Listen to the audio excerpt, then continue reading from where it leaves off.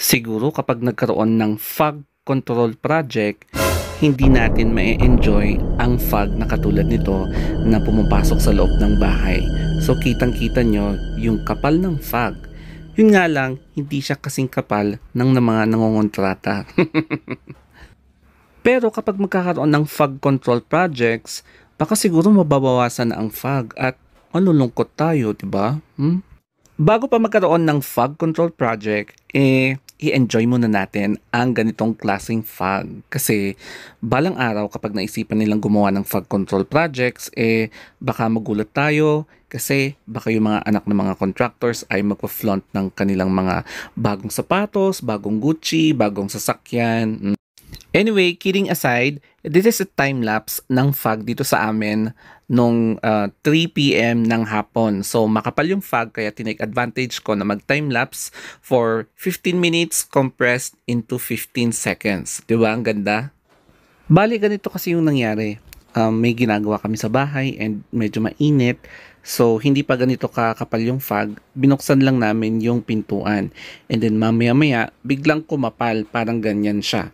And then, napansin namin, pumapasok yung fog sa loob ng bahay and medyo na-mesmerize kami. So, hindi namin sinara yung screen door, tsaka yung pintuan kasi hindi ko alam kung nakikita nyo dito pero hindi nakaka-register sa camera but pumapasok talaga yung fog.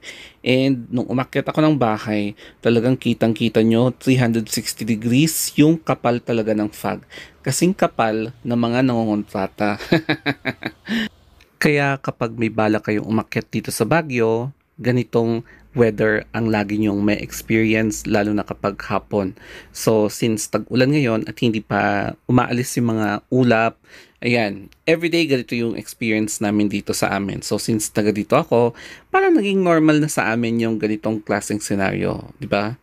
Tapos bigla kong naramdaman may mga pumapatak-patak na sa pagmumukha ko na mga raindrops kaya kailangan ko nang pumasok kasi mukhang uulan siya ng malakas.